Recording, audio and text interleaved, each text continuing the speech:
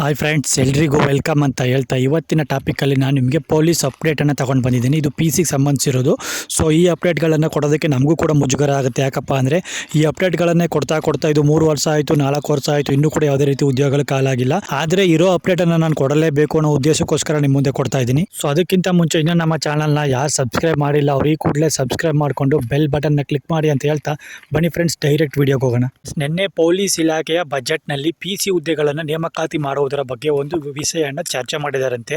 So ಅದೇನಪ್ಪ ಅಂದರೆ KEA ಬದಲಿಗೆ ಪೊಲೀಸ್ ಇಲಾಖೆಯಲ್ಲೇ ಒಂದು ರಿಕ್ವೈರ್ಮೆಂಟ್ ಬೋರ್ಡನ್ನು ತೆಗೆದು ಅವರು ಆ ರಿಕ್ವೈರ್ಮೆಂಟ್ ಬೋರ್ಡ್ ಮೂಲಕ ಪೊಲೀಸ್ ಇಲಾಖೆಗಳಿಗೆ ಸಂಬಂಧಿಸಿರ್ತಕ್ಕಂಥ ಎಕ್ಸಾಮ್ಗಳನ್ನು ಪೊಲೀಸ್ ಇಲಾಖೆಯೇ ಕಂಡಕ್ಟ್ ಮಾಡುವಂಥ ಯೋಚನೆಯನ್ನು ಮಾಡಿದಾರಂತೆ. ಅಂದರೆ ಇದಕ್ಕೆ ಮುಂಚೆ ಅವ್ರು ಹೇಳಿದರು, ನಾವು KEA ಡಿಪಾರ್ಟ್ಮೆಂಟ್ಗೆ ವಹಿಸ್ತೀವಿ ಪೊಲೀಸ್ ಎಕ್ಸಾಮ್ಗಳನ್ನು, ಪೊಲೀಸ್ ಹುದ್ದೆಗಳು ಏನೇ ಇದ್ದರೂ ಇನ್ನು KEA ಡಿಪಾರ್ಟ್ಮೆಂಟ್ನವರು 1 ಬಾರಿ ಅಥವಾ 2 ಬಾರಿ ಆದರೂ ಎಕ್ಸಾಮ್ ನಡೆಸ್ತಾರೆ ಅಂತ ಹೇಳಿದರು. ಆದರೆ ಪೊಲೀಸ್ನವ್ರು ಏನು ಚಿಂತನೆ ಮಾಡಿದಾರಪ್ಪ ಅಂದರೆ ನಿನ್ನೆ ಒಂದು ಬಜೆಟ್ ಮಂಡನೆ ಮಾಡಿರೋದ್ರಲ್ಲಿ ಪೊಲೀಸ್ ಇಲಾಖೆಗೆ ಸಂಬಂಧಿಸಿದ ಬಜೆಟಲ್ಲಿ ಸೊ ನಾವೇ ಒಂದು ರಿಕ್ವೈರ್ಮೆಂಟ್ ಬೋರ್ಡನ್ನು ಹೊಸದಾಗಿ ಮಾಡಿ ಅದರ ಮೂಲಕ ಪೊಲೀಸ್ ಇಲಾಖೆಗೆ ಸಂಬಂಧಿಸಿರ್ತಕ್ಕಂಥ PC ಆಗಿರ್ಬೋದು, PSI ಆಗಿರ್ಬೋದು, ಈ ಹುದ್ದೆಗಳಿಗೆ ನಾವೇ ಕೂಡ ಎಕ್ಸಾಮನ್ನು ಕಂಡಕ್ಟ್ ಮಾಡ್ಬೋದು ಅಥವಾ ಮಾಡೋಣ ಅಂತ ಒಂದು ಆಲೋಚನೆ ಮಾಡಿದಾರಂತೆ. ಯಾಕಪ್ಪ ಅಂದರೆ ಇದು KEAಗೆ ಕೊಟ್ಟರೆ ಫುಲ್ಲು ಪ್ಯಾಟ್ರನ್ನೇ ಚೇಂಜ್ ಮಾಡ್ತಾರೆ ಅವರು PCದು. ಸೊ PCನೂ ಕೂಡ ಅವರು ಬೇರೆ ಲೆವೆಲ್ಗೆ ಎಕ್ಸಾಮ್ಗಳನ್ನು ಕೊಡ್ಬೋದು, ಎಕ್ಸಾಮ್ ಕ್ವಶನ್ಗಳನ್ನು ಕೊಡ್ಬೋದು. ಸೊ ಇದೇ ರೀತಿಯಾಗಿ ನಮಗೆ ಕೂಡ ಇದು ಮತ್ತೆ ಇನ್ನೊಂದ್ಸಲ ನಮ್ಮ ಹತ್ರಕ್ಕೆ ಬರದೇ ಇರ್ಬೋದು. ಯಾಕಂದರೆ ಇದು KEAದವರು ನಡೆಸೋ ಥರ ಆಗ್ಬೋದು. ಸೊ ಇದೆಲ್ಲವನ್ನು ಇವರು ಕೂಲಂಕುಷವಾಗಿ ಪರಿಶೀಲನೆ ಮಾಡಿ ಪೊಲೀಸ್ ಇಲಾಖೆಯವರೇ ಒಂದು ಹೊಸದಾಗಿ ರಿಕ್ವೈರ್ಮೆಂಟ್ ಬೋರ್ಡನ್ನು ನೇಮಕ ಮಾಡಿ ಆ ರಿಕ್ವೈರ್ಮೆಂಟ್ ಬೋರ್ಡ್ ಮೂಲಕ PCಯನ್ನು ಎಕ್ಸಾಮ್ಗಳನ್ನು ಕಂಡಕ್ಟ್ ಮಾಡ್ತಾರಂತೆ, KSRP PCನ.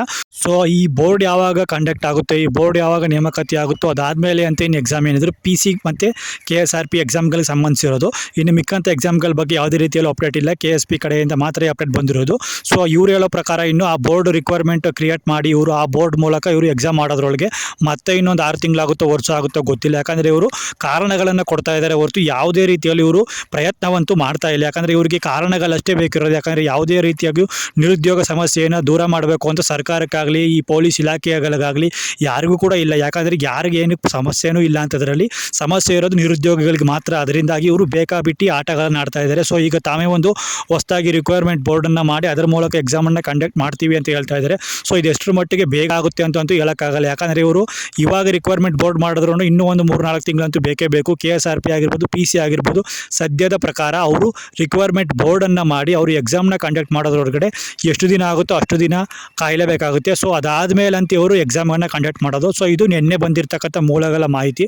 ಸೊ ಈ ಮಾಹಿತಿ ನಿಮಗೆ ಇಷ್ಟ ಆಗಿದ್ರೆ ಲೈಕ್ ಮಾಡಿ, ಶೇರ್ ಮಾಡಿ, ಹಾಗೆ ಸಬ್ಸ್ಕ್ರೈಬ್ ಮಾಡ್ಕೊಳ್ಳಿ ಅಂತ ಹೇಳ್ತಾ ಮತ್ತೆ ಮುಂದಿನ ವಿಡಿಯೋದಲ್ಲಿ ಸಿಗೋವರೆಗೂ ಎಲ್ರಿಗೂ ಧನ್ಯವಾದಗಳು.